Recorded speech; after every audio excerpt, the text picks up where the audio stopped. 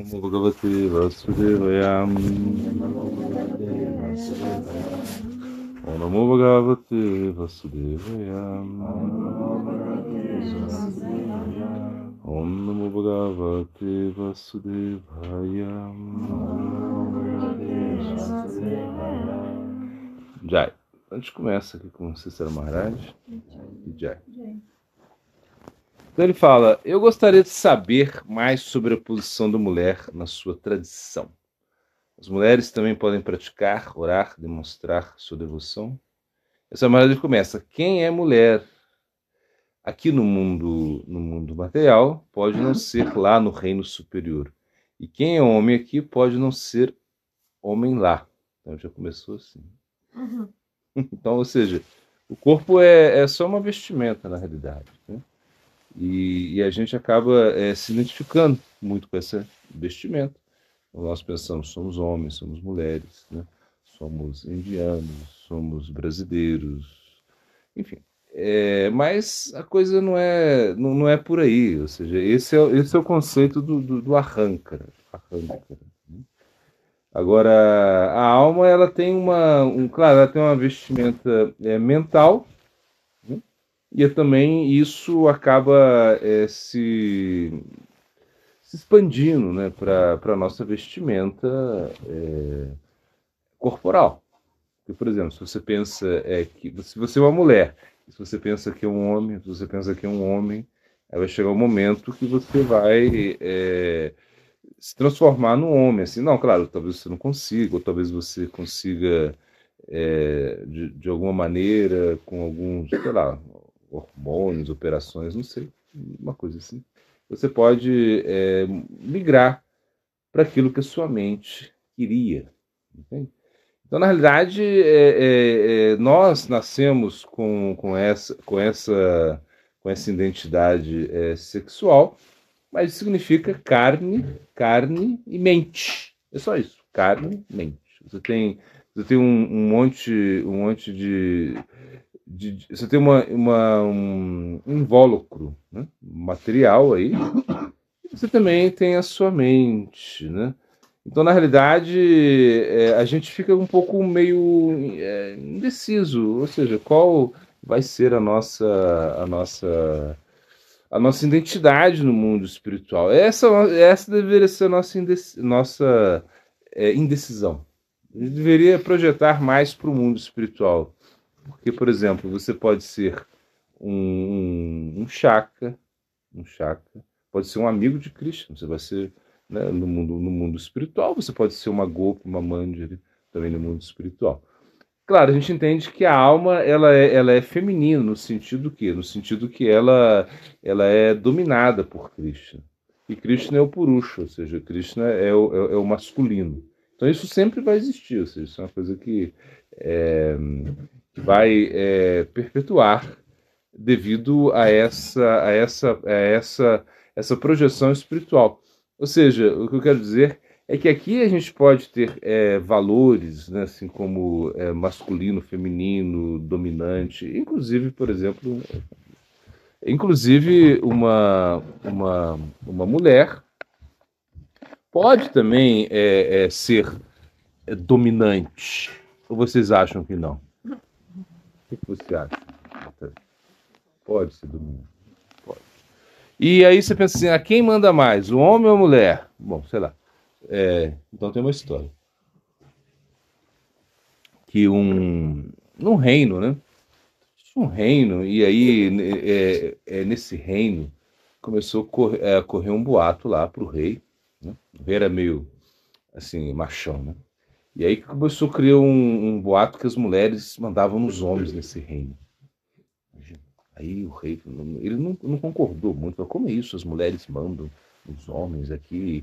E ele ficou meio indignado, assim, começou, então ele chamou seus assessores, né, os secretários lá, e eles ele teve um plano.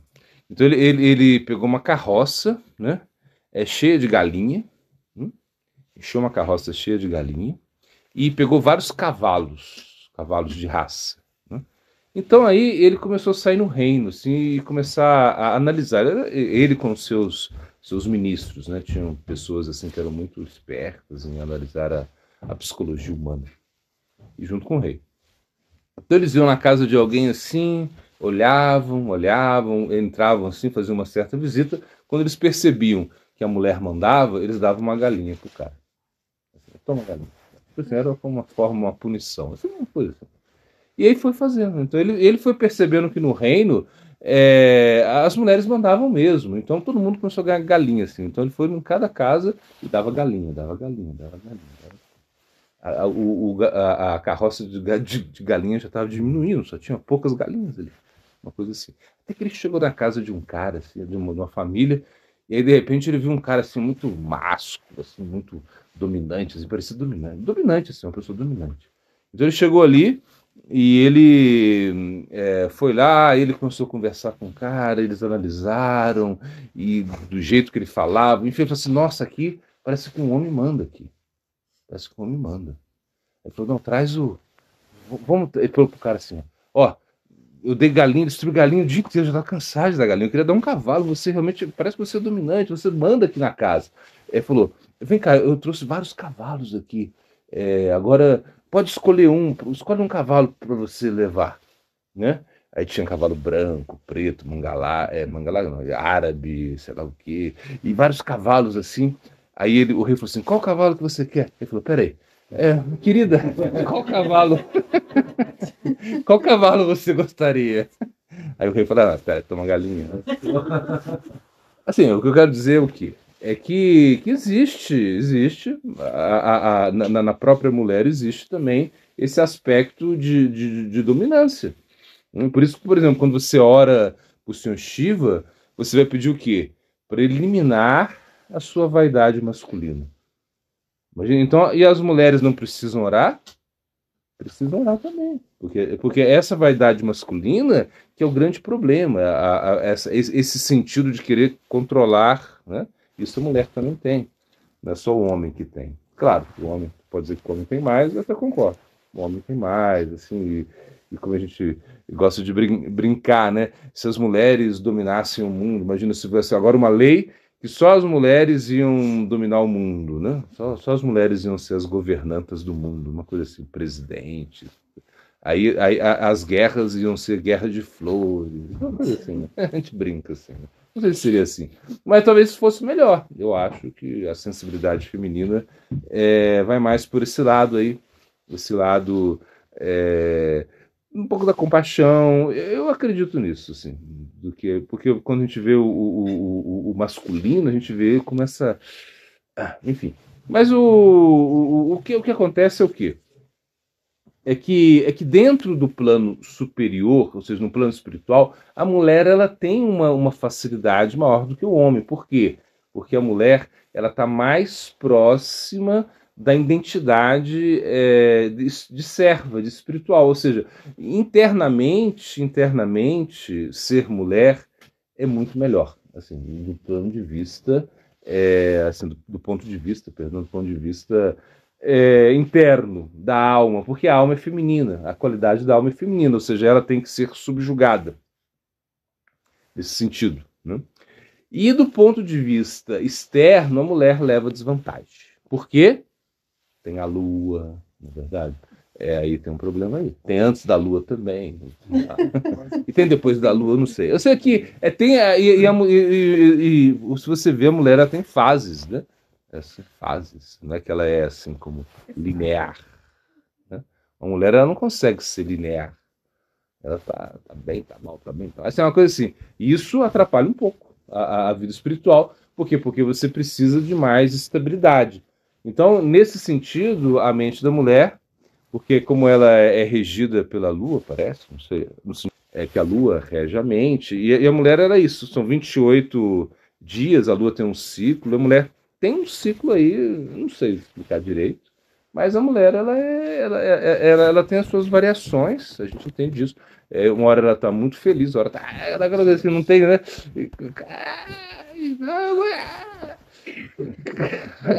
Se você aperta o botãozinho errado, porque parece que na caixinha da mulher tem, na mente da mulher, cheio de caixinhas assim. Se você apertou o botãozinho errado na hora errada, deu problema. na verdade. Então, mais no ponto de vista espiritual, né?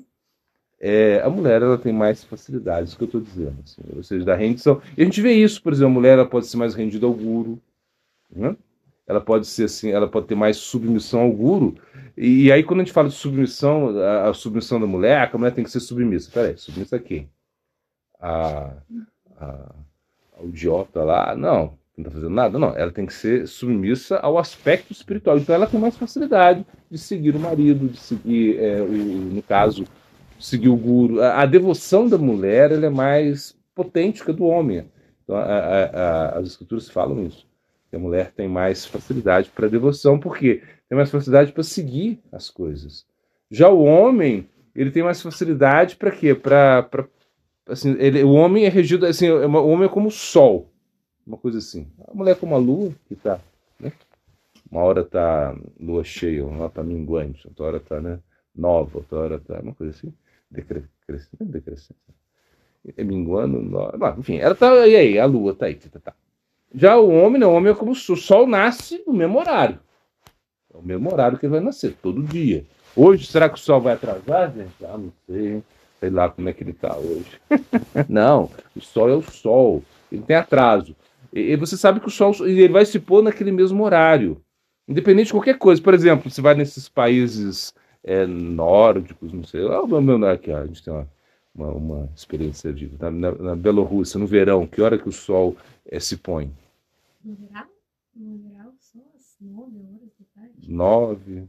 Mas no inverno, às 4. No inverno, às 4. Ou seja, então você pensa bem, no verão, e tem países que é pior, né? Tem países que o sol se põe, sei lá, às 10, não é assim? Sim. Às 11, não é assim? Vai ter uma coisa assim. Mas você pensa bem, mas tudo bem. Eu quero praticar meu sadhana, eu quero cantar o Gayatri da tarde. Tipo assim, você está num país desse, o sol se põe às 10, vamos supor. Eu quero cantar o Gayatri, eu tenho que esperar o Sandhya, né? Então você vai, o Gayatri, você tem que esperar o sol se pôr, mais ou menos, aí eu vou cantar o Gayatri esse horário, uma coisa assim. Imagina, você tem que esperar até às 10 da noite para cantar o seu... E aí, como que isso? Né? Imagina, eu imagino. Eu nunca vivi essa experiência, mas deve ser super estranho, né? E o sol, que hora que ele vai nascer? Na verdade, no inverno, que hora que ele nasce lá? No inverno? 10 da manhã. 10 da manhã vai nascer. Imagina, você está aqui. Escuridão. 10 da manhã está escuro. E às 4. Você vê. Aí você fala, mas você tem que se moldar ao sol, na verdade. Mas e aí? Você. E o que eu quero dizer é o seguinte: o sol segue o horário dele, ele é assim. Vai falar, não, agora vou ficar. Os caras querem cantar lá o Gayatri, eu vou, né, vou me colocar, vou me pôr um pouquinho mais cedo. Não, eu vou desaparecer um pouquinho mais cedo. Isso não existe.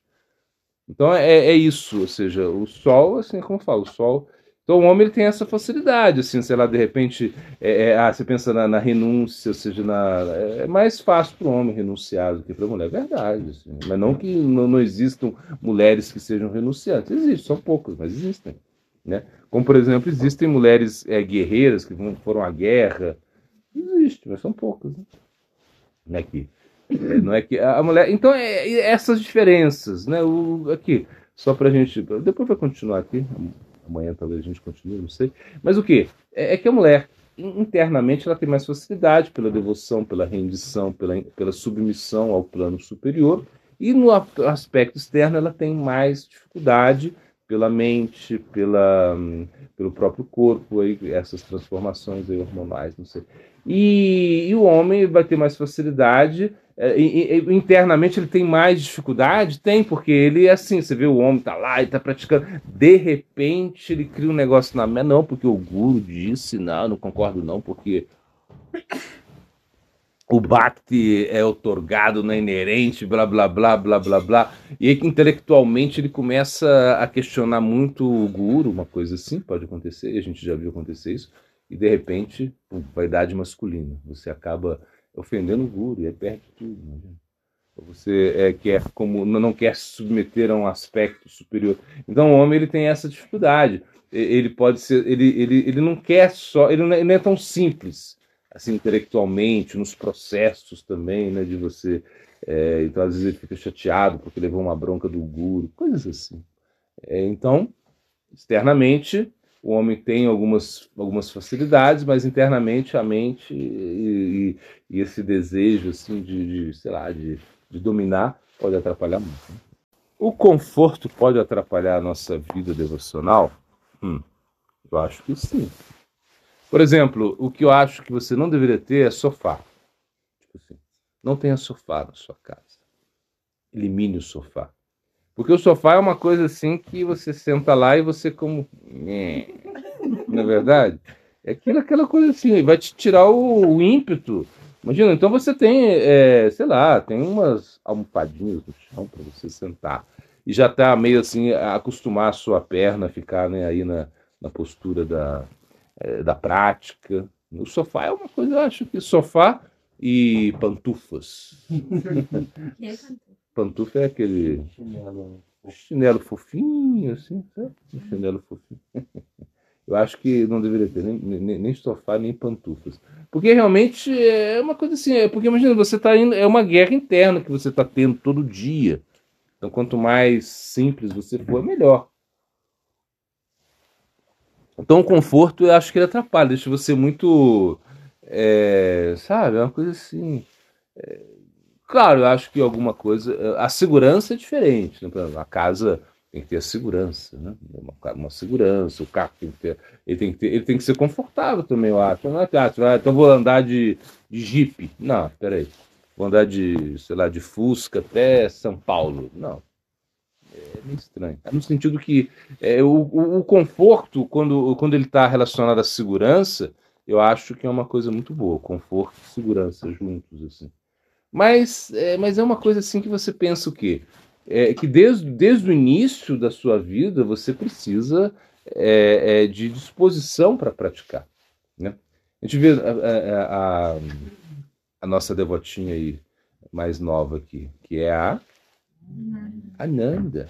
Ela tá assim, imagina, você vê, ela vem aqui com 1 ano de idade. Né? Hoje ela faz 1 ano de idade. Parabéns, Ananda. 1 ano de idade ela fez. Então você vê que ela chega aqui, aí já olha tudo, você vai no altar, e você vê que ela descobre o mundo com coisas espirituais, não é verdade? Ela está aí como o tempo todo. E isso é Kumaracharya Pragnyo Dharma Bhagavatam Durlabha Manusha Jamantada Adurnaratada. Ou seja, é o que Prahlada Maharaj diz, desde o início você tem que se preocupar com isso. Então, com 1 ano de idade, eu acho que ela já tem que. Ela tem a sua japinha, sei lá, ela tem. Porque realmente precisa disso. Os pais precisam, assim como, né? E em relação ao conforto, claro, a criança precisa do conforto, mas ela precisa também descobrir coisas espirituais. Né? E aí você vai ver que as coisas espirituais elas não são muito relacionadas ao conforto. Assim, no sentido de você ficar muito na Tamaguna, sei lá, porque o conforto, de certa maneira, você senta no sofá, assim, você já.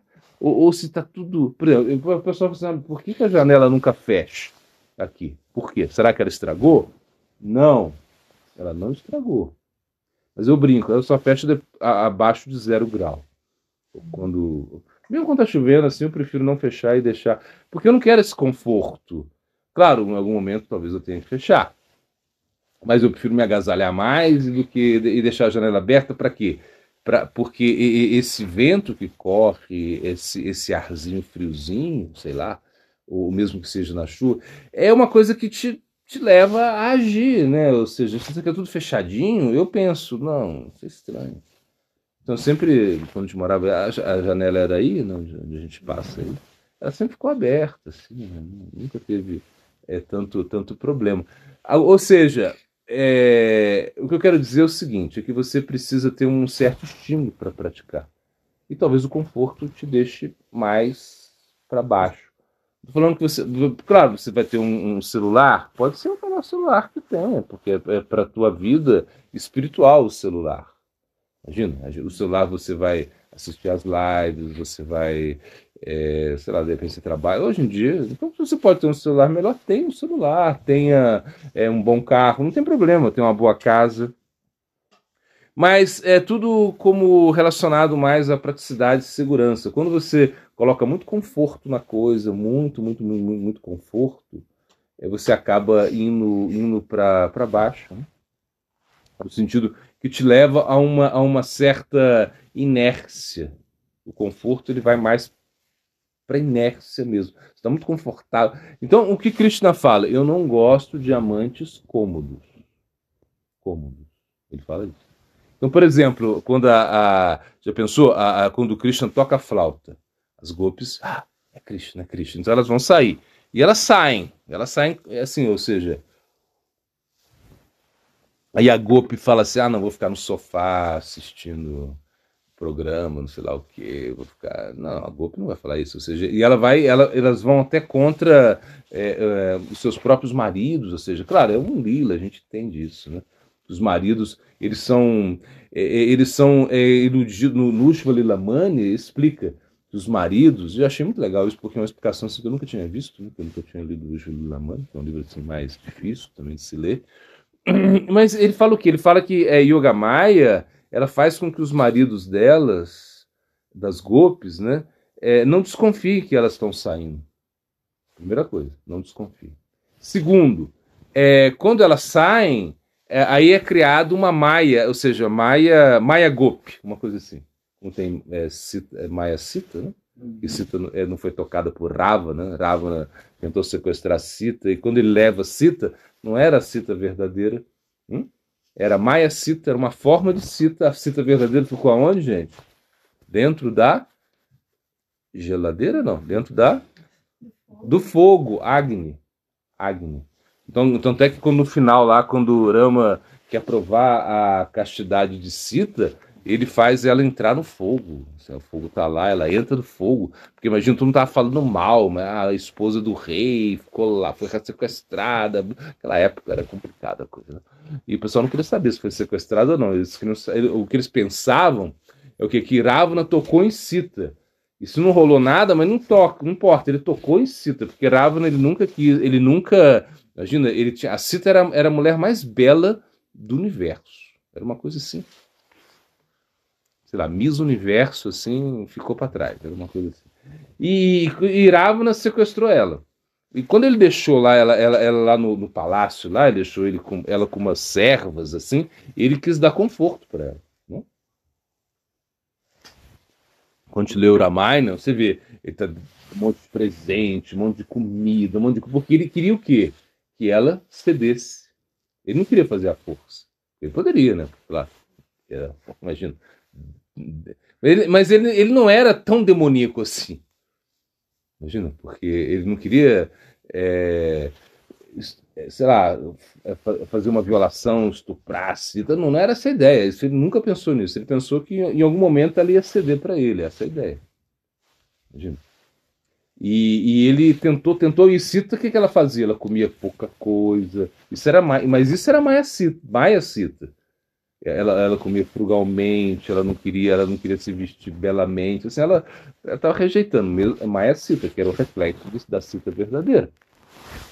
Então, quando a gente pensa que Ravana tentou de forma colocá-la no conforto, né, no prazer, assim, no sentido de dar tudo de bom para ela, porque ele pensou que assim poderia ser mais fácil conquistá-la. Mas os habitantes lá de Lanka, ou seja, de Ayodhya, desculpa, de Ayodhya, eles, quando eles pensaram na possibilidade de Ravana tocar em Sita, mesmo que não acontecesse nada, não aconteceu nada, eles já não queriam. Isso dava uma certa repugnância neles. Pelo fato da era, Treta Yuga, né? Enfim, todos esses conceitos aí que estão envolvidos nisso. Então, quando Sita volta, então houve um teste assim, vamos ver se ela é casta mesmo. E eles queriam saber, ela perdeu a castidade, começaram a falar um monte de besteira. Então Hanuman Ramachandra falou assim, então vai, aí fizeram a fogueira, você entre na fogueira. E se você for casta mesmo, o fogo não vai queimar você. É incrível, né? Por quê? Porque a castidade está relacionada a isso. Ou seja, até que antes na Índia era assim, quando o esposo morria, as mulheres entravam no fogo junto com o esposo, porque acabou a vida delas. Essa era a cultura védica, assim, imagina. A gente viu casos disso, assim, né? Só que depois isso foi hoje, por exemplo, né? Bom, aí quando foi, mas proibiram isso, proibiram. Ninguém pode, nenhuma mulher pode entrar na pira funerária. Por quê? Porque o pessoal queria que elas fossem mesmo contra a vontade, que já não queriam ir. O marido, não tinham tanto apego ao marido assim, né? Mas você vê o que, que é. Aí a gente vê da castidade da mulher. Ou seja, era tão assim casta ao marido que ela está disposta a ir ao fogo. Isso é extrema castidade. Mas quando a gente pensa em conforto, você vê que o conforto ele sempre te leva assim, para uma parte assim como da comodidade. Então, quando você pensa muito em conforto, coisas confortáveis, você vai ficar meio você vai estar mais. Você vai ser cômodo. Por isso que o Krishna fala, ele fala assim: qual é a asana que você precisa praticar? Ele fala, como você precisa, ele no Bhagavad Gita, Krishna explica, né?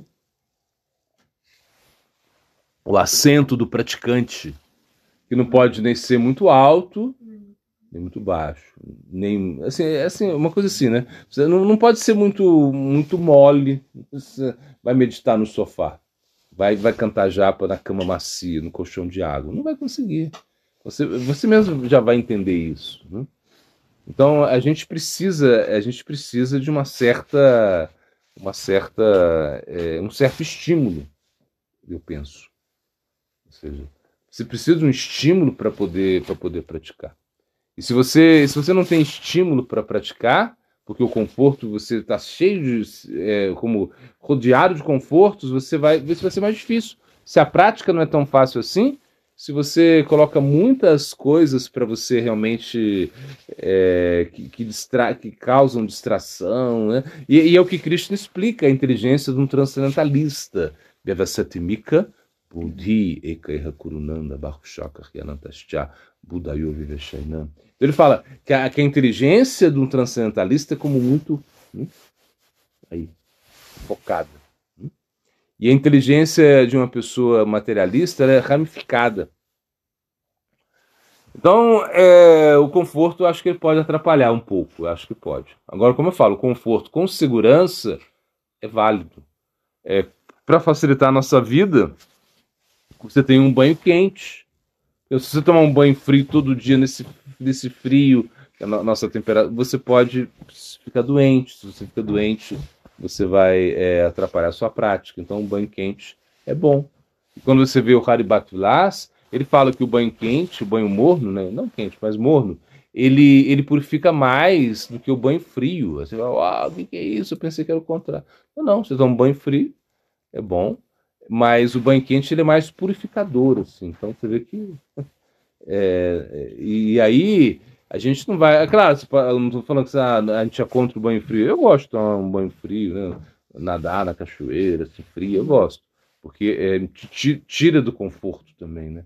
Você entra na cachoeira lá, aquele frio, assim, ninguém tem coragem, você vence a sua mente, vai entrar, e depois você sai, quando sai, você sai com calor, né? Não é assim? É estranho, né? Porque você entra lá, quando você entra na água, você sai vermelho de calor.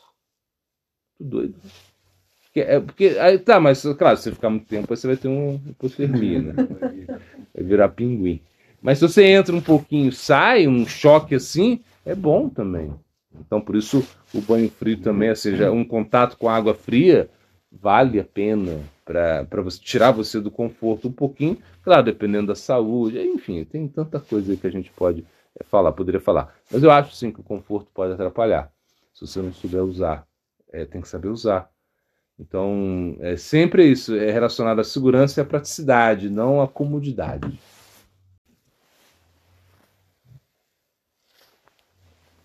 Então, vamos lá.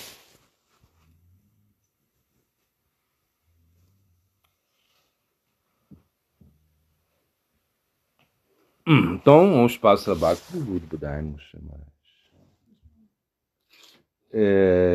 Então, ele vai falar. Tudo que Deus realiza é sempre benéfico para nós. Sempre que nos deparamos com obstáculos, o Senhor nos resgata. Por exemplo, quando Hiranyāksha, ele sequestrou a terra. Imagina. Ele pegou a terra e pegou a terra lá. E aí, apareceu, quem apareceu? Varahadevi.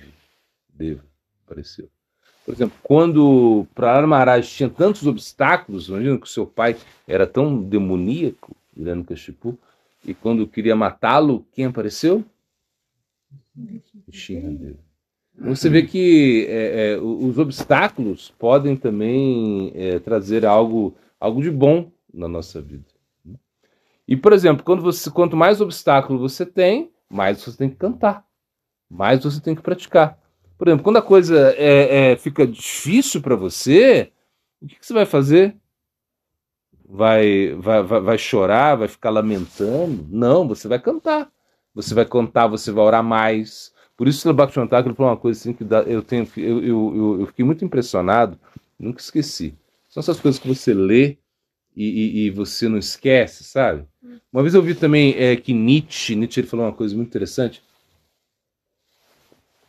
Ele falou assim que os livros que valem a pena ser lidos são escritos, devem ser escritos com sangue. Ele falou isso. Uau, como é isso?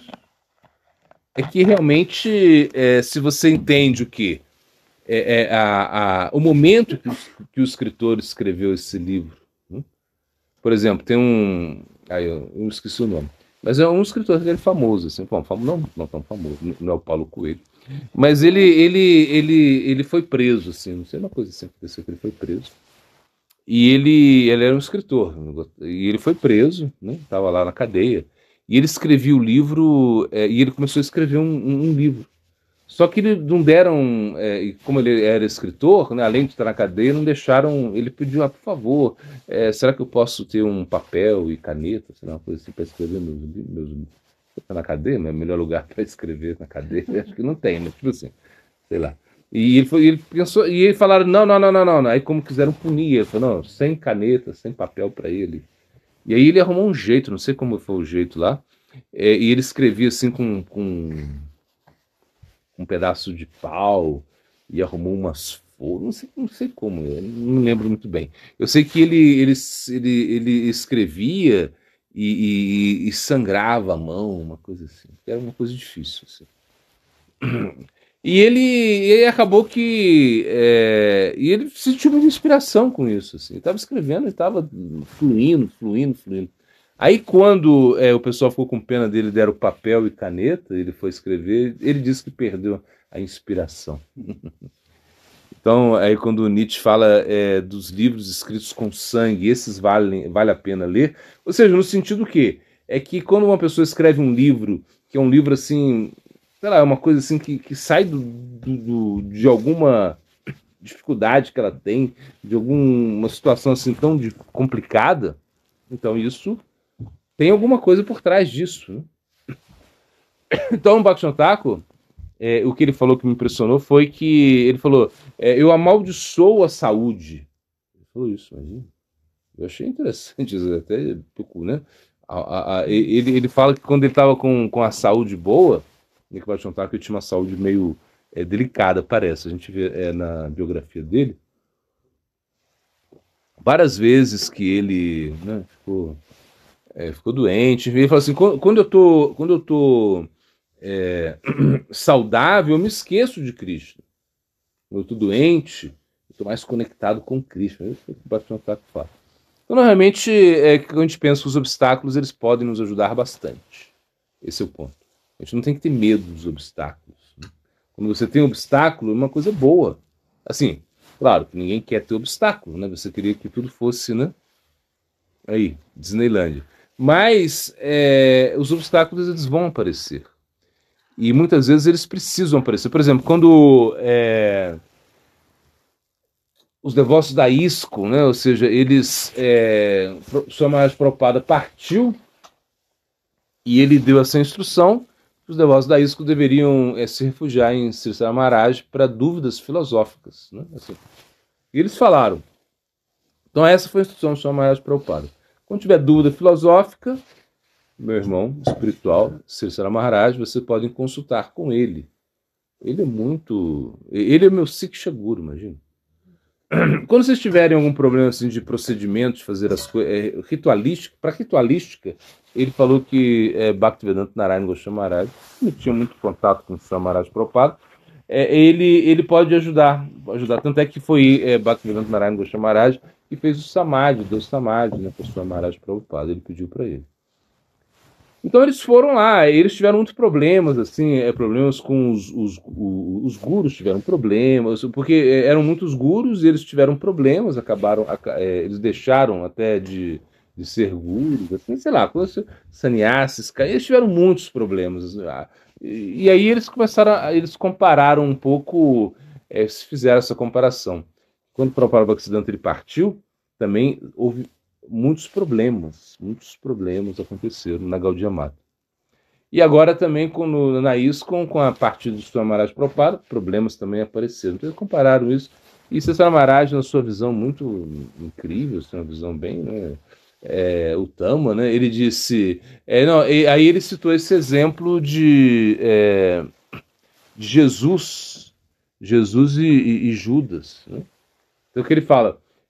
se você pensa, ele fala assim, Jesus, ele usou Judas. Judas era uma lila, e Judas foi utilizado. Não é que Judas traiu Cristo, na concepção de Sri Maharaj, claro. Né? Não é que Judas traiu Cristo, ele foi utilizado numa lila. Judas era importante. Ele falou que essas confusões, esses problemas que estavam acontecendo na ISKCON, nesse caso, eram importantes também acontecerem isso. E também com o Prabhupada Bhaktisiddhanta, era importante acontecer tudo aquilo que estava acontecendo. Então a gente tem que analisar que os obstáculos, né, ou seja, as coisas desfavoráveis que acontecem na nossa vida, são importantes, né, fazem parte da vida. É isso que a gente tem que entender. Eu me recordo, Sri Maharaj falando que nós somos traidores, né? No sentido que a gente... Porque é isso, é Tatashta Shakti. Ou seja, se somos Tatashta, Tata significa nas margens, né? Ou seja,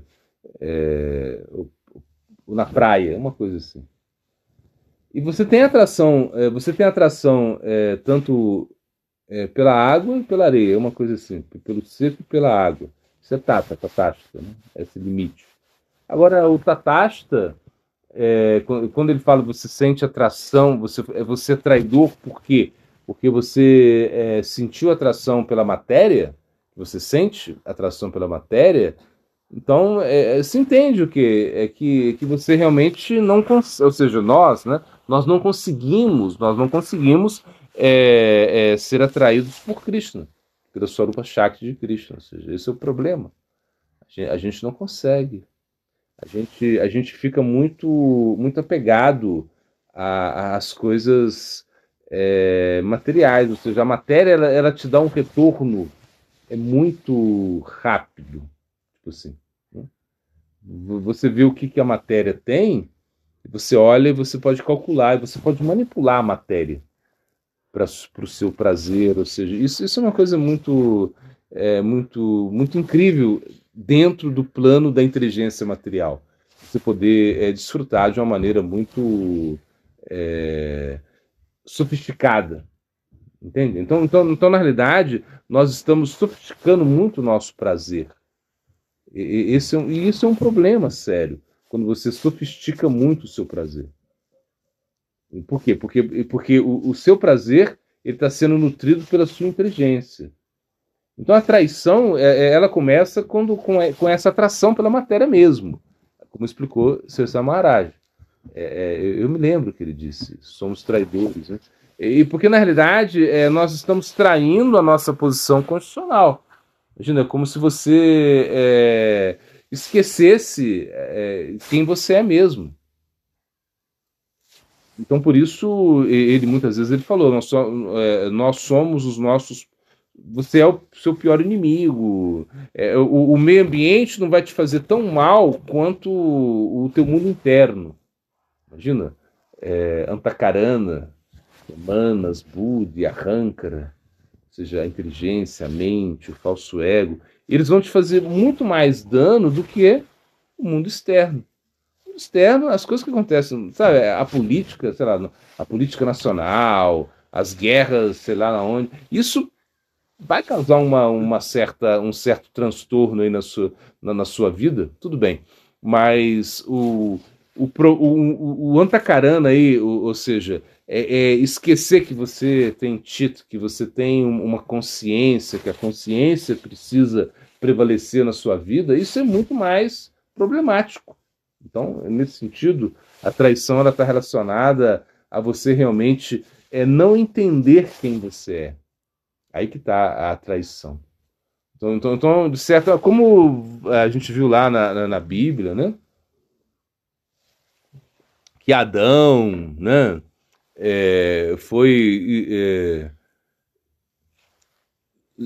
Pode comer todas as frutas, né? Menos essa fruta aqui, dizem que é a maçã, não sei. Mas, de repente, a serpente veio, né? E já ali e Eva caiu no papo da serpente, é uma coisa assim, né? E aí Adão vai lá e come, e aí pum, acaba, aí tem que. Aí o que Deus fala, você vai ter que trabalhar, você vai ter que, com o suor do seu rosto, uma coisa, você vai ter que ganhar a vida com o suor do seu rosto, coisas assim. É o mesmo princípio, se a gente analisa, né? Ou seja, existe um fruto proibido aí, né, no caso, né? Nessa metáfora da Bíblia, né? Mas também existe pra gente, o fruto proibido é a nossa independência, ou seja, a nossa tendência de correr atrás do objeto equivocado. A gente está indo na direção equivocada. E quando você vai na direção equivocada, por mais que você esteja muito preparado, por mais que você esteja qualificado, você vai estar na direção equivocada, meu amigo. Então, você vai ter problema com isso. Então, a gente tenta ir na direção correta. Isso é sambanda. Quando você tem sambanda, você tem um entendimento, um conhecimento, e você vai na direção correta. Aí você vai... E como você vai? Né? Você vai da melhor maneira possível. Você vai através da prática. O sadhana bhakti é o que te leva. Sem sadhana bhakti você não chega. Não tem como. Você não, eu vou lá porque não adianta você ficar especulando. Você tem que praticar. Tem que ser lá, sentar e cantar. Por isso, Gurudeva sempre dizia, citando Prabhupada Bhaktisiddhanta também, primeiro mereça. Depois deseje. Mas é uma frase assim que eu gosto muito, é verdade. Se você não merece, para que você vai desejar? Primeiro se esforce. Depois começa a desejar coisas assim mais elevadas. Não adianta você, desde o início, querer coisas tão elevadas se você não está querendo pagar o preço. Isso é sarradismo. O sarradia não é só o homem que vestiu de golpe, tá lá, que não sei o quê. Não. É você realmente querer as coisas sem pagar o preço. Isso o sarradia significa engano, né? O sarradismo é considerado um engano. É você não querer pagar a coisa, o valor que ela tem. Porque as coisas, elas possuem um valor. E você tem que, você tem que ter esse capital para pagar isso. Isso que se explica. E por isso o Sri Maharaj ele fala, essa traição, né? Essa traição é uma coisa muito estranha mesmo na nossa concepção. As doenças no corpo são importantes, ajudam no processo. Eu preciso pegar catapora, eu preciso pegar Covid para melhorar minha vida espiritual? Não. Se você não fica doente em nenhum momento, ótimo. Tem um sannyasi, que é discípulo de Prabhupada Bhaktisiddhanta, eu esqueci o nome dele. Ele nunca ficou doente. Nunca. Não sei isso. Mas você lembra? A gente falou? Não. Ele nunca ficou doente. Nunca teve nada. Uma gripinha, uma coisa assim. Imagina, morava na Índia, ele nunca ficou doente. Devoto puro, discípulo de Prabhupada Bhaktisiddhanta. Então a gente não precisa ficar doente para avançar espiritualmente. O que a gente queria dizer lá que o Bhaktivinoda Thakur ele estava citando, que eu achei interessante, é que ele falava que na doença ele se lembrava mais de Cristo. Claro que o Bhaktivinoda Thakur lembrava de Cristo o tempo todo. Imagina, ele é uma mândia, ele é uma coisa assim que não tem como você dimensionar quem era Bhaktivinoda Thakur. Não tem. Inclusive, quando esse erudito, a gente viu esse dia um erudito sânscrito, né, que foi lá conversar com o Prabhupada, né, falou, não,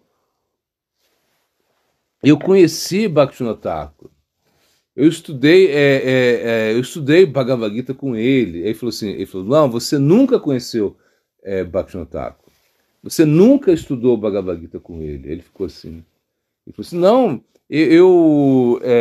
eu conheci o seu pai. Ele falou assim, ele não é meu pai. Aí começaram destruindo o Prabhupada, né? Destruindo. Porque para você conhecer Bhaktivinoda Thakur, você tem que se purificar. É uma coisa assim que o Prabhupada está dizendo. Então, quando o Bhaktivinoda Thakur ele fala da doença, né, da doença em si, que é mais pra gente mesmo, assim, pra gente, porque quando tá tudo muito bem, tá tudo tranquilo, você nem lembra você não lembra de nada. Tipo assim, a gente pode cair nesse esquecimento mesmo, né? A gente esquece de Deus quando tá tudo muito bem. E o Krishna fala, isso é um processo mais básico. Por exemplo, quando você quando o Krishna fala, né? Chatuvidha bhajante manjana sukritnorjuna, né? Artu Jignasu Artarti Gyani Chabaratasharba. Ou seja, o que Krishna fala? Ele fala, olha, quatro tipos de pessoas se aproximam de mim. A pessoa, aí ele falou aflito, né? O aflito. O aflito, né? É uma pessoa artarti, a pessoa que tem aflição, a pessoa que está doente, ela se aproxima de mim. E isso são piedosos. Então, por exemplo, se você está doente, você começa a rezar, começa na missa, é uma coisa boa. Aí sim foi uma coisa boa. Mas no nosso caso é um pouquinho diferente. Por quê? Porque você já tem uma certa compreensão, né? Filosófica, entendendo muitas coisas que outras sei lá, religiões elas não têm. A gente tem um esboço filosófico muito poderoso. Não estou querendo minimizar ninguém, né? Mas eu estou dizendo isso. A gente tem mesmo. Você pega o Bhagavad Gita, o Bhagavad, Chaitanya Charitamrita, os Upanishads, né? Tanta coisa assim, que realmente o Mahabharata. Quando você tem essas escrituras, é muito mais fácil você seguir a vida espiritual. Agora, por exemplo, a gente entende que nós somos castigados pelas kleshas, né? Pelas misérias materiais. E a doença é uma dessa. A doença ela é uma miséria. A dibáltica, né? A dibáltica klesha, uma miséria causada por outros fatores, geralmente por outros, ou também a diátmica, pode ser a diátmica, a dibáltica, ou causado, sei lá, por vírus, ou causado pelo nosso próprio corpo também, não é verdade? E a gente sabe que realmente vai dar errado, assim, quando a gente fala de dosha, dosha, o que você é? Qual é o seu dosha? Aí o pessoal começa a estudar Ayurveda, assim, dosha, vata, o vata desequilibrou, não sei o quê. Cara, mas peraí, dosha significa aquilo que vai dar errado. Então, o dosha ele vai sempre se desequilibrar praticamente. É difícil você equilibrar o dosha. Dosha significa aquilo que vai dar errado. Imagina. Também tem outro significado. Mas o que você acha? Você acha que você não vai ficar doente? Você fica doente, não tem como. Não tem como escapar disso. Mas você não precisa ficar doente, esse é o ponto. Se você tem saúde para praticar a consciência de Cristo, é melhor. Então não é que você fica, não vou ficar doente, quando eu ficar doente, aí depois eu sair de anarta, vou pragar karma, não sei o que. Não, o devoto ele não pensa assim. Por quê? Porque ele está praticando, a própria prática tá dissolvendo o karma dele. Então, o devoto ele tem essa facilidade, né? Ou seja, ele entende, né? Eu lembro uma vez a moça perguntando, mas por que tanto sofrimento? É uma pergunta comum, na verdade. Por que tanta guerra? Por que tanto sofrimento? Você já sabe. Isso é necessário no mundo material. Isso não é culpa de Deus, isso é culpa do próprio karma. Então, entender o karma é uma coisa muito importante. E às vezes a doença ela vem até para nos ajudar, de certa maneira, mas você não precisa ficar doente para entender isso. Às vezes pode ser que você vai ser dessa maneira, mas não necessariamente, não é obrigatório. Tem que ficar doente. Quantos. Não, não precisa. Você pode ser saudável e ter a verdadeira compreensão da tua vida espiritual. Né? Charalila aqui. Bom, aí tá com. Vamos sílaba no Thakur.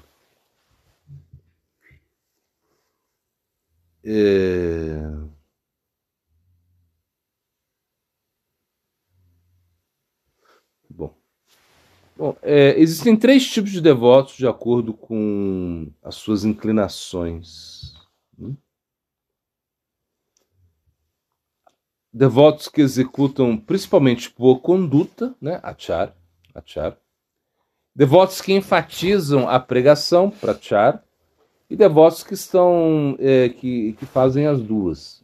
Tanto eles gostam de praticar, quanto também eles gostam de pregar. Né? Por isso o Haridas Thakur foi o mais glorificado. Né? Por quem? Quem glorificou o Haridas Thakur, gente? Sanatana Goswami glorificou o Haridas Thakur, né? Ele falou: você é o mais elevado, porque você pratica muito, muito, muito, muito, ao mesmo tempo você prega para as pessoas. E o que o Sanatana falou é mais ou menos isso. Tem pessoas que gostam de praticar, mas não gostam de pregar. Tem pessoas que pregam, mas não gostam de praticar. Mas ele falou: você é o mais elevado, você faz as duas. Então, essa é a nossa escola. Mahaprabhu, ele pedia isso, que você realmente pudesse dar auxílio. Né? Não simplesmente que você fosse auxiliado. Claro, você precisa se curar, por isso fortalece, para depois fortaleça e propague. É uma coisa assim. Você precisa se fortalecer para poder propagar. Se você não é forte, como você vai propagar? Como você vai chegar lá e... Não, você tem que ter uma força, você vai chegar e você vai convencer as pessoas, principalmente pelo seu exemplo. E sem exemplo, a gente não consegue convencer ninguém, a gente vai ficar só meio que enganando a coisa. E e isso não é uma coisa assim de influência, sei lá, aquela coisa que o cara fala, mas não sabe nada. Não diz, fala, não diz nada, porque está pensando só no marketing, mas ele não teve um estudo, não teve uma prática, e nem ele acredita naquilo que ele está falando. E isso acontece muito hoje em dia. Né? As pessoas estão falando um monte de besteira na internet, porque se deu muita abertura para isso, mas elas mesmas não estão vivenciando o que falam, não estão... Né? Enfim, então a gente tem que ficar também um pouquinho esperto com isso, mas é um ponto à parte. Na realidade, nós podemos entender que alguém que tem boa conduta e prega, ele é melhor que todos. Assim, se você realmente pratica muito e depois você pode pregar. Então ele está explicando isso. Ou seja, isso é como um utama, né? Um tama. Ou seja,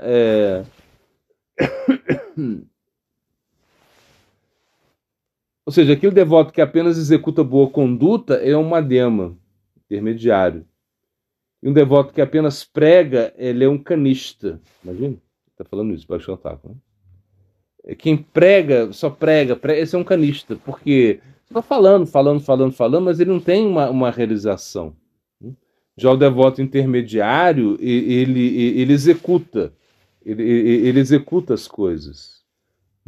Agora, o devoto tama, ele é o melhor de todos. Por quê? Porque ele tem boa conduta, ele está praticando e, ao mesmo tempo, ele está pregando para as pessoas. Então, é muito importante entender isso. Se você só está falando e você não pratica, isso é canista. Yahara Kamala Shraddha Sokanishta Jana Krame Terro Bhakta Rebiltama, uma coisa assim. Ele fala que você vai. Você começa. Claro, você é um canista, e aos poucos, você tem uma fé fraca, né? Que você não está praticando aquilo que está falando, mas aos poucos você vai ganhando força e você vai poder também dar o exemplo, né? Isso que ele está dizendo, assim, com o próprio exemplo. A sua fé fica forte. Isso que ele explica. Aos poucos, a sua fé é forte, você se torna um Tama. A gente vê as canções de Bhaktivinoda Narottama Das Thakur, né? E eles se colocam tão para baixo, né? Isso, claro, é um sentimento assim de Utama mesmo, né? Mesmo como os passa Bhakti Pramod Puri Goswami Maharaj. Quando um acharya falou que ele era um canista, então um espaço Bhakti Vibhuda Bodhanga Goswami Maharaj ficou todo agitado, assim, mas quando ele chegou lá e quando ele ouviu, né, a gravação, porque gravaram, né, falaram, não, porque Puri Maharaj é canista, é um canista. E quando ele ouviu isso, ou seja, ele ficou super agitado, então ele ficou assim, não sabia o que falar. E disse que Gurudeva, ele leu a mente dele, falou assim, o que aconteceu? Conta para mim o que aconteceu. Por que está com a mente tão perturbada, né? Gurudeva leu a mente dele. E aí, um espaço da Bhakti, Vibhuda Bodhanga Chamaraj, falou assim, não, é porque... Aí ele foi lá e contou tudo, porque falaram que você é um canista. O Gurudeva falou, canista o quê? Canista? Canista? Um acharya me deu uma posição, agora eu sou um canista? Ele ficou alegre. E no espaço da Bhakti Vibhuda Bodhanga Chamaraj contando, é uma coisa incrível. Assim, quando ele conta, porque ele estava lá, né? Eu estou falando assim, só estou repetindo o que ele falou. Mas quando ele conta assim porque ele viu. Ele disse que viu a felicidade de Gurudeva, felicidade, assim, Deus assim, feliz, assim, agora eu tenho uma posição, agora um acharya me deu uma posição. Ficou muito feliz. Isso mostra que ele não era canista, ele era o Tama. Porque o Tama é assim, o Tama no Tama você vê todo mundo é devoto, menos eu. Então quando algum devoto te dá uma posição, você fica muito feliz. A gente acredita nisso, né? Mas é o que eu digo, você não pode fazer isso de forma artificial. Você pensa assim, não, todo mundo é devoto, menos eu. Não, não é assim. Não é assim. Se a gente não está nessa plataforma, a gente não pode imitar essa plataforma, né? Agora você começa a imitar uma plataforma Utama, né? Porque todo mundo é devoto, menos eu. Não é isso, peraí. Você tem que e nem ser canista também, que o canista, porque tem as várias gradações, né? Tem canista madhyama, canista utama, Madhyama Kanishta, Madhyama Utama, Madhyama Utama, Utama Kanishta, Utama Madhyama, Utama Utama. Imagina, é tanta coisa aqui. E você, como você vai se classificar aí, é melhor você pensar que nem canista você ou seja, essa ideia, esse pensamento. Mas o canista você fica pensando o quê? E foi Srila Bhakti Vaibhava Puri Goswami Maharaj escreve um artigo a respeito, no Harmonist tem um artigo, ele trata desses tópicos assim. Explica assim cada, né? Uma vez eu li assim, é muito, muito legal. Mas o que? Se você é na posição canista, você acha que só você é devoto, que ninguém mais é devoto. Então esse é um ponto que você precisa sair dessa posição. E quando você sai dessa posição, você vai, né? Pelo menos assim, você realmente entrar numa posição onde você começa a discriminar, mas discriminar de uma forma positiva, não é essa coisa de ficar eliminando. Discriminar não significa eliminar. Discriminar significa você saber como a coisa funciona, como a coisa vai acontecer. Por exemplo, se tem uma pessoa que cozinha bem, deixa ela cozinhar. Porque não é que a outra pessoa cozinha. Não, porque a pessoa que cozinha mal tem que cozinhar. Porque senão ela vai ficar triste. Não, peraí, quem cozinha bem tem que cozinhar. Aí você ajuda a pessoa que cozinha bem. É mais ou menos isso, né? Se esse exemplo da cozinha é bem, né? Porque todo mundo quer comer uma boa comida. É uma coisa assim. Se tem uma pessoa que cozinha, deixa ele cozinhar, passa a bola para ele. Claro, pode ser que isso não aconteça por determinados fatores, pode ser que a pessoa não possa cozinhar, pode existir muitos fatores, que de repente a pessoa que melhor cozinhe não vai cozinhar. Isso pode acontecer, pode acontecer. Eu sei que pode acontecer. Mas a gente entende que a discriminar é muito bom. Assim, no sentido. Não é que é bom, é necessário. Talvez o melhor seria não discriminar. Não discriminar nada. Mas a gente não está nessa posição. O que acontece? O que acontece? Acontece que uma vez parece que Brahma ele ia fazer um sacrifício, né? Ele ia fazer um sacrifício. Não sei se me lembro da história. Ele ia fazer um sacrifício e no momento ali a esposa dele, né? A esposa de Brahma, ele precisava botar a esposa no sacrifício, sei lá, num sacrifício védico, uma coisa assim.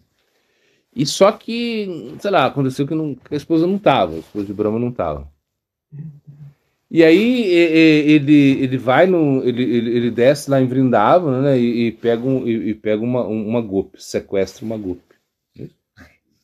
Aí bota ela golpe lá para fazer a vez, né, da esposa dele.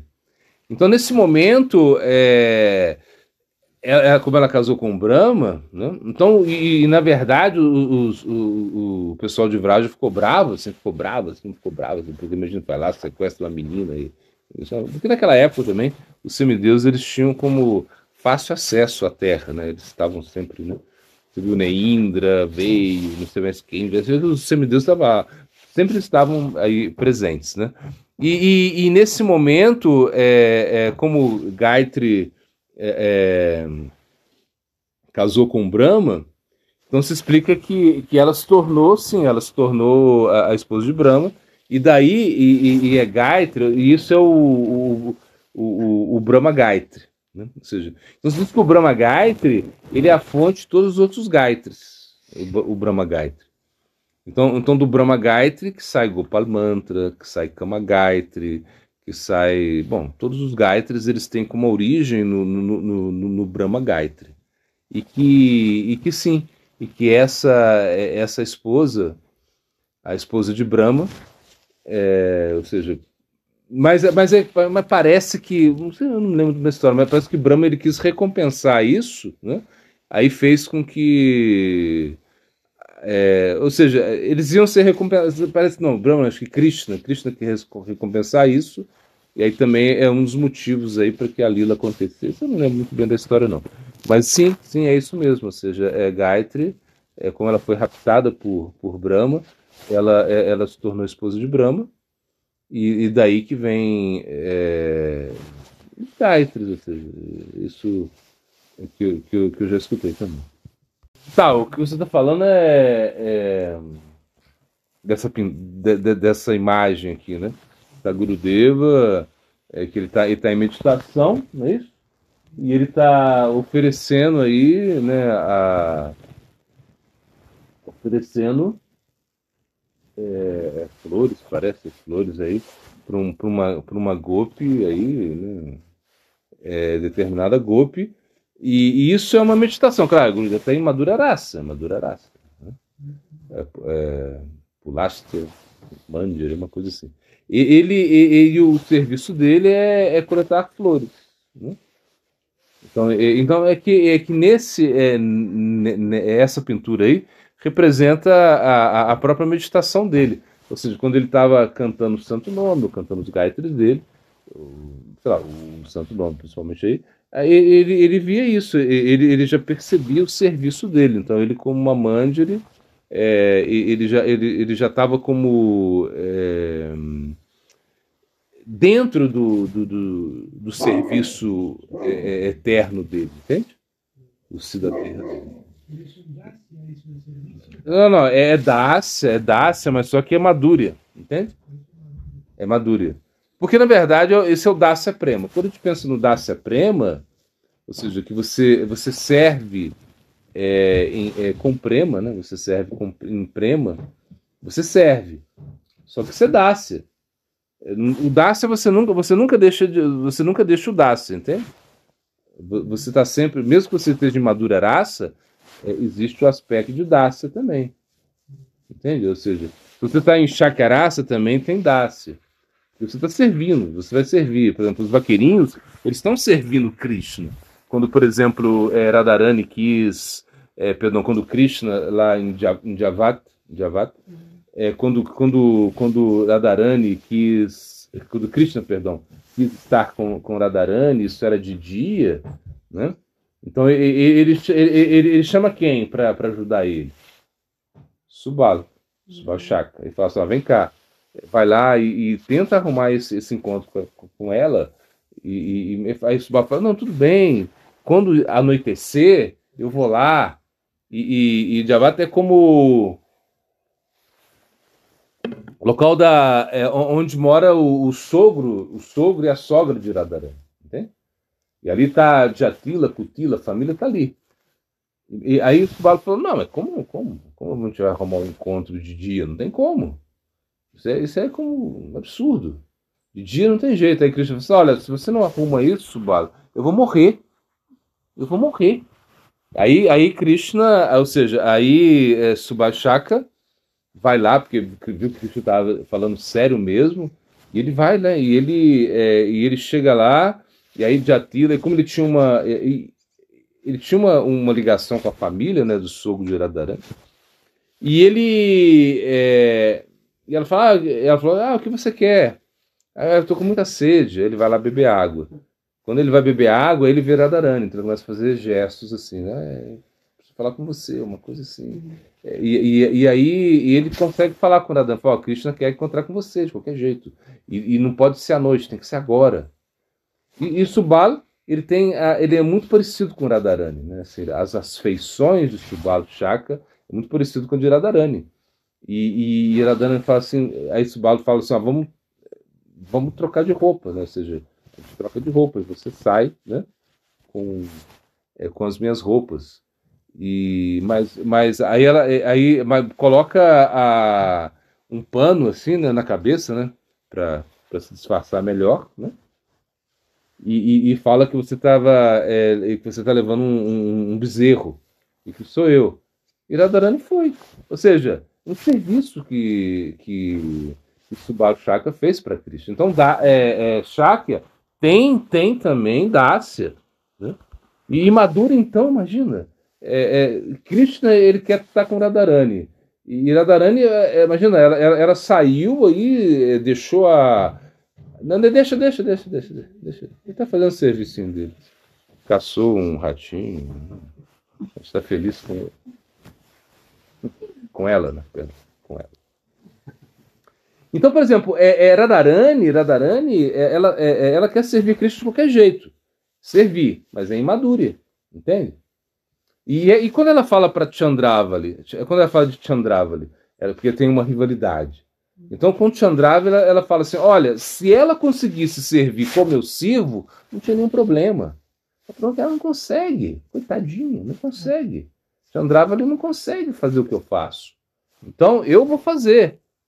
Então, isso é Dácia. Então, por isso que fala que o Dácia é esse aspecto assim, que está presente em todas as raças. Então Dácia é a primeira, entende?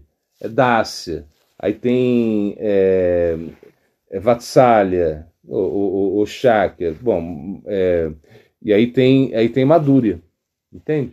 Então, por exemplo, quando a gente pega Madhurya, Madhurya é o quê? Madhurya é a raça, como se diz, Adiraça, a raça original. Por quê? Porque todas as raças vão estar em Madhurya. Então, por exemplo, Shakya também está em Madhurya. Não é que as Gopis também têm uma amizade com Krishna, e elas também, e Shakya, e elas estão servindo Krishna, né? E assim vai, ou seja, uma raça está como se conectada com a outra, e só que Madhurya é satélite, ou seja, todas as raças vão girar em torno de Madhurya. Então, quando você pensa em Gurudeva, né, Gurudeva está, você vê que ele tá em Madhurya, esse quadro de Madhurya, Madhurya, Gurudeva, Madhurya mesmo. Só que não deixa de ter audácia. E outra coisa também que a gente vê o quê? Que nós servimos a Chaitanya Mahaprabhu em dácia. Quando você serve Mahaprabhu, você não vai ter, eu quero ter um relacionamento imaduro com o Mahaprabhu. Não tem como, ele é um sannyasi. Peraí, não tem jeito, né? Mas eu quero ter uma relação com ele em amizade. Também não tem jeito, ele é um sannyasi. Mesmo então, peraí, se não, porque um sannyasi é uma coisa assim, por exemplo, quando o Mahaprabhu foi ao sul da Índia, ele foi com Krishna Das, era um devoto, era um brahmana, ele era um brahmana e ele acompanhou o Mahaprabhu. O Mahaprabhu queria ir sozinho. O pessoal, o Mahaprabhu vai pro sul da Índia, todo mundo quer ir junto, entende? Aí ele falou, não, eu sou um sannyasi, vocês ficam aí. Eu vou sozinho. Não, mas sozinho não pode, porque você tem que cantar. Convenceram ele. Então, Krishna Das foi junto. Aí aconteceu até esse passatempo, né? Que tinha os batacharis, né? Batacharis, que são como ciganos. Assim, não é cigano. Não são ciganos, mas são como. É como uma seita, assim, e eles fazem magia negra, uma coisa assim, dominam a magia negra, né? Então, aí se conta, né, no comentário sobre Maharaj Prabhupada, conta ele que eles são capazes de fazer uma pessoa cantar mantras, né? E fazer uma pessoa perder a consciência de si mesma, e essa pessoa acaba se tornando como um zumbi.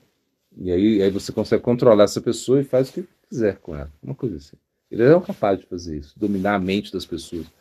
E ele foi atraído ele foi com o Mahaprabhu, imagina, para o sul da Índia, servindo a Mahaprabhu. Só que chegou lá, ele ficou em Maia, uma moça lá apareceu, bem bonitona, e eles como fizeram a mente dele, e ele foi junto. E deixou o Mahaprabhu à noite, imagina? À noite, o cara sai, deixa o Mahaprabhu sozinho. O Mahaprabhu, quando acorda, cadê o cara? Cadê ele? Imagina, aí conta, né? Que Mahaprabhu saiu bravo, correndo, foi lá na tribo. Como uma tribo, tipo assim, cigano. Eu falo cigano porque eles viajavam, eles são nômades. Eu não conheço muito bem os batateados, mas é um pouquinho. E aí Mahaprabhu foi lá e eles começaram a jogar armas para Mahaprabhu, assim, jogar, né, armas, assim. E Mahaprabhu, claro, Mahaprabhu. Então as armas voltaram contra eles e cortaram todos eles, assim. Aí ele foi lá, agarrou o Krishna Das, assim, na Sika e arrastou ele, assim. Imagina, aí terminou a peregrinação, ele voltou para Jagannath-puri e falou, aqui tá ele, nunca mais quero ver esse cara na minha vida. Tipo assim, sai. Mas Mahaprabhu, quando ele tem que viajar de novo, em um momento ele quer viajar, e aí quer ir para Vrindavan, e estava enrolando o Mahaprabhu. Não, agora não vai não, porque tá chovendo muito, agora irmão, chove muito, não vai em Vrindavan agora não. Não, agora não vai, porque faz muito frio. Estava enrolando o Mahaprabhu, aí deixava sempre pro ano. Aí chegou um ano que o Mahaprabhu, não, agora eu vou, de qualquer jeito eu vou. Aí arrumaram aí já tinham, né, arrumaram 2 pessoas, né, para acompanhar Mahaprabhu, esqueci o nome deles, mas o ponto é o quê? É que nem todo mundo pode estar com um sannyasi. Então, então existe essa distância, né? Quando é dácia, você pensa o quê? Pensa em Mahaprabhu como Nimai. Então, mas mesmo assim, existem certas limitações, né? Então, mas nas raças, você pensa o quê? Que Madhura é principal e o Gurudeva está servindo, né? Ele tá meditando aí em Radha Krishna com as chakras, né? Essa foto, essa figura tão linda aí, é uma meditação. Ele está cantando japa e ele como sai da meditação dele, isso que a gente entende, né? Ele sai da meditação dele e ele está lá no seu serviço, mas ele está imaduro, entende? A pintora não botou Gurudeva com uma mandiri. Quando você vê Gurudeva, ele tem a roupa amarela, né? Assim, ele revelou. Quando ele revelava isso, ele revelava para pessoas confidentes. Ele não queria que vamos anunciar na internet. Agora o Gurudeva falou, não, isso nunca aconteceu. Ele falou para um espaço da Bhakti Vibhuti Bhadana Maharaj, ou outros discípulos confidenciais. Ele falou, olha, meu corpo espiritual é tal, né? A minha idade é tal, eu gosto, sei lá, meu tio é amarelo, uma coisa assim, entende? Então, ele tá revelando isso para poucas pessoas. Não é assim, agora numa. Não vai acontecer isso, entende? Mas, por exemplo, você vê mesmo onde passa o Trabaco de Buda Bodhana Chamar, uma vez ele soltou. Né? Ele soltou. Ele falou que Gurudeva. E foi uma coisa assim, que ele soltou assim do nada. Ele falou que uma vez ele foi com um espaço pela Bhakti Pramod para o Goswami Maharaj, eles foram, sei lá, estavam viajando, né? Os dois, só os dois. E aí foram fazer um vegetal, né? Foram cozinhar um vegetal, e o vegetal, e cozinharam o vegetal, e o vegetal super amargo, assim, uma coisa assim. E aí a mulher que chegou lá, uma senhorinha, falou: olha, não é assim que faz esse vegetal, rio deles, né? Para fazer esse vegetal, você tem que ferver o vegetal, uma coisa, eu não me lembro muito bem. E aí ele conta isso, e aí nesse momento ele falou assim, e quando o Gurudeva foi e levou ele na margem do rio, né, assim, no rio, e aí ele revela a identidade, a forma espiritual de onde passa a Bhakti Vibhuti Bodhana Chamaraj. Ele fala, ó, você é uma Manjari, você tem sei lá, sua vestimenta vai ser amarela. Ele fala isso, né? Então por isso o Gurudeva começou a vestir amarelo, né? Assim, em algum momento, sabe, uma coisa assim, sei lá. Mas ele revelou isso, assim, mas é uma coisa muito confidencial, que não vai falar para todo mundo, não é uma coisa assim que, né, é bem, né, mas claro, isso vazou, né, assim, ele falou, assim, e todo mundo, tá, então sabe disso, mas se você pergunta para ele, ele vai falar que não, vai negar até, né, mas enfim, então, essas coisas não se falam em público, entende? Você não vai falar da sua identidade espiritual em público, mas você fala para os seus servos confidentes e depois vão falar disso, como também para o Bhaktivedanta. Por exemplo, quem sabe na Ana Manjari?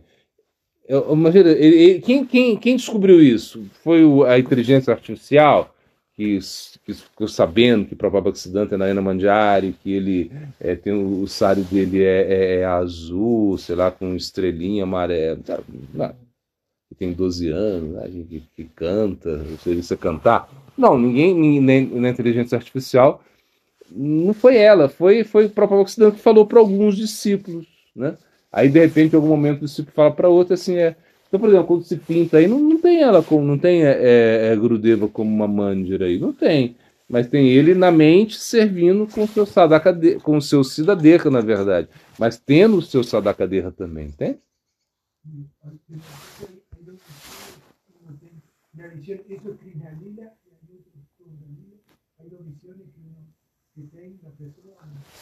Não, pode acontecer que um devoto ele esteja em Goura Lila, com um corpo espiritual em Goura Lila e um corpo espiritual no cristianismo. Isso pode acontecer. Eu acho que não é o caso do Gurudeva, entendeu? O Gurudeva, eu acho, assim, que ele só está ele tá em Krishna Lila. Você tá, né? Essa é a ideia. Mas pode ser que o devoto pode ter também no Goura Lila. Vasto Shastra, eu deveria seguir isso. Vasto Shastra, tu não sabe que é como. Bom, vasto significa corpo, né? Um objeto, uma coisa assim. E Shastra. Tem um Shastra, então tem um Shastra aí que ele vai falar como você constrói, né? A posição do terreno, a posição da casa. E daí que saiu o Feng Shui. Feng Shui é uma versão, né, minimizada do Vasto Shastra, né? Então tudo sai da cultura védica, né? Da cultura védica. E o Vastu Shastra ele te mostra como construir e tem vários tópicos que você vai ter que se preocupar quando construir com o Vastu Shastra. Eu conheci um devoto que ele construiu a casa dele no Vastu Shastra assim como foi fiel assim ao extremo assim. Tudo ele seguiu o Vastu Shastra, assim, fez a porta para tal lado, a janela não sei o quê, e sei lá, ele me falou um monte de coisa assim que eu realmente eu até me perdi assim dos detalhes, mas eu sei que a casa dele assim, é a coisa redonda no meio, não sei o quê, assim, enfim. E ao final, ele morou na casa, enfim, e estava morando na casa, a vida foi seguindo alguma coisa assim, e a casa pegou fogo. Ele alugou a casa, assim, emprestou para os amigos, não sei, uma coisa assim, e a casa pegou fogo. Casa toda de madeira, assim, sobrou nada. Ele falou, não sobrou nada, nada, nada, nada. Então, assim, não estou falando que você não deve seguir o vasto. Assim, o que você puder, siga. Assim, a janela mas também não esquenta com isso, não. Não fica esquenta cuco, entende? Não fica queimando o miolo aí com isso. Porque eu acho que isso é um conhecimento que não tem tanta importância para um devoto. Mas se diz, se você tem Tulasi na sua casa, todas as imperfeições do Vastu Shastra são corrigidas por Tulasi. Se você tem a deidade também. Então os Vaishnavas eles não se preocupam muito com isso. Eu digo assim, se quiser seguir alguma coisa ou outra, siga. Mas não morra por isso, né? Tipo assim, não, porque a janela. Porque senão significa essa coisa assim, não, porque a janela não tá pro leste, porque, sei lá, a porta não tá. Porque é um monte de história, né? Porque tem que ter uma porta. Não sei. Então, quando você tem Tulasi, e eu não sei se eu posso estar enganado, talvez eu esteja enganado mesmo, mas parece que no próprio Vastu Shastra recomenda a Tulasi, né? Mas, na verdade, a Tulasi ela vai corrigir todas as imperfeições materiais. Porque ela te dá bênçãos para isso. Entende? Então, você coloca a Tulasi e acabou. Não tem nenhum problema. Assim, o que você conseguir seguir, segue. Mas não se matando por isso e tentando, né?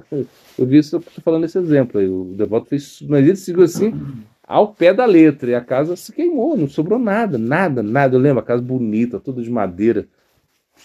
Pegou, as crianças começaram a mexer lá no, no sótão, no porão, sabe? Assim, porão, sabe, porão embaixo. Né? Fizeram uma fogueira, de repente, a casa toda pegou fogo. Então, assim, é bom seguir. Sim, é bom, não é ruim não. Mas não fica muito preocupado com isso, não. Bota tudo, se ali, tem a deidade. Acabou. O devoto ele pensa assim, ele é mais prático nessas coisas, porque é matéria, né? Então, o que adianta ter toda essa auspiciosidade? Na construção, pode ser até bom, mas se você tem Tulasi, é muito melhor, assim. Então, Tulasi. Você bota Tulasi, a deidade está lá, então entenda que isso já basta. O Arat, ou seja, ele no caso como Goranitai, você pode entender, como você tem Nitai, e Nitai é Chakarasa, entende?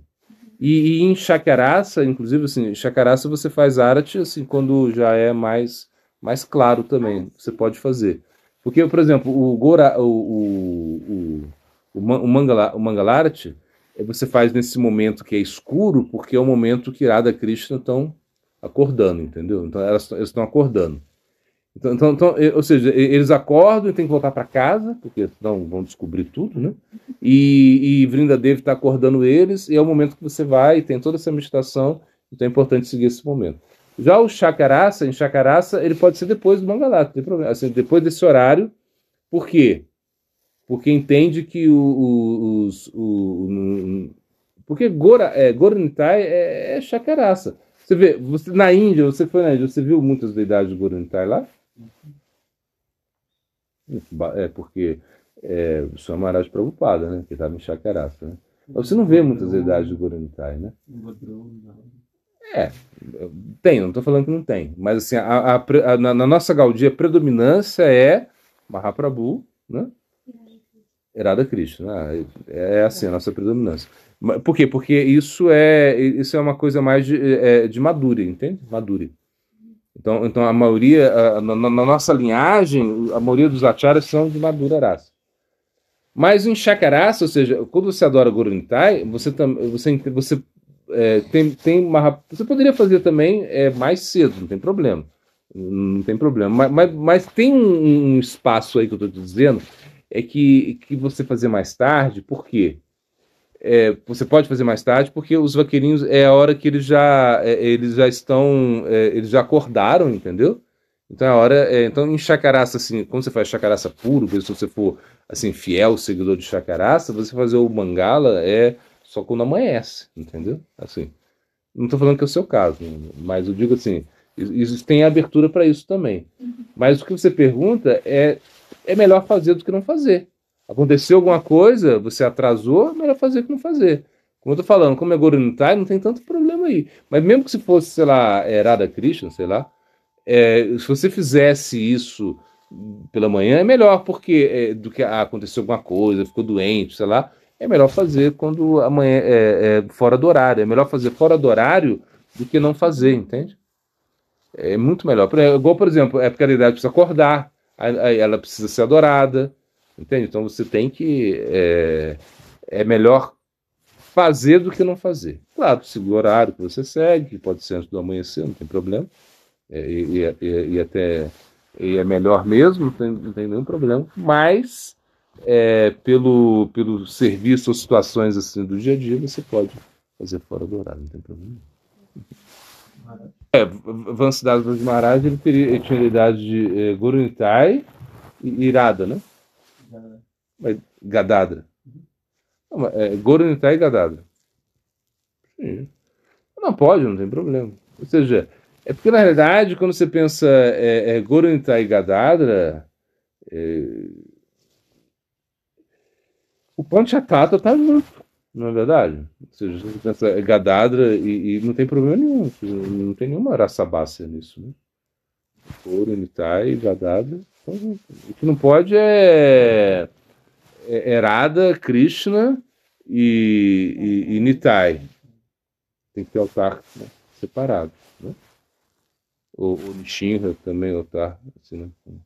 O Nishinra até pode, mas o problema mais é isso: como Balarama, né, que pode atrapalhar o Bhava de Radha Krishna. Né? Mas Gora e Gadadra e Nitai, nenhum problema, pode atar. Não, isso fica do lado, né? Só que são altar como paralelos, né? Ou seja, assim, né? Tá do lado, tá do lado. Só que tá no altar assim como, né? Você vê que tem uma certa diferença. Inclusive tem um acharya que falou para no espaço Silabhakti Bibuda Bodhanga Chamaraj, falou assim: nossa, você está adorando Nishinra. E aí ele falou, acho que foi em maio porque ele falou. Ele falou: isso era Sabácia. Ele falou: isso era Sabácia. Porque tem Nishinra, tem, né? Radha Krishna. Aí o Gurudev falou: você falou que era Sabácia, tudo bem, mas então o meu Gurudev, vamos falar sobre para Motu Goswamaraj, ele não sabia disso, que era Sabácia, né? Eu já fiz essa pergunta, né? E também Prabhupada Bhaktisiddhanta, Bhaktivinoda Thakur, que lá no Panchatattva também tem Gora Gadara, tem Nishinra. Só que é isso, é como no Panchatattva, no Yoga Pita, né? E ele instalou, né, Nishinra. Agora, se você dá remanente para o seu Nishinra, aí eu não saberia dizer. Na isso como você fala assim, isso como... Não, eu acho que pode ser no mesmo local. Eu acho que pode ser. Só que tem que haver uma certa disposição assim, diferente para não estar junto. Eu acho que isso. Né? Tá embaixo, não sei, tá na disposição, né? O problema é que o Sonishinra diz que ele assume o humor da deidade principal. É assim que acontece, né? Então ele assume o humor, por exemplo, aqui ele assume o humor de Gora Gadada, entendeu? No seu caso, assume o humor de Gora Nitai. Então, por exemplo, se você adora só Nishinra, aí é um problema. Adorar só Nishinra. Porque é só Nishinra. Aí, qualquer coisa, tem na com lá, os caras... Assim, mesmo, mas lá tem outras deidades, né? Na isso não tem tanto problema. Mas se você adora só Nishinra, você pode ter algum problema, né? Entende? Porque aí é muito complicada a coisa. Então tem que tomar cuidado.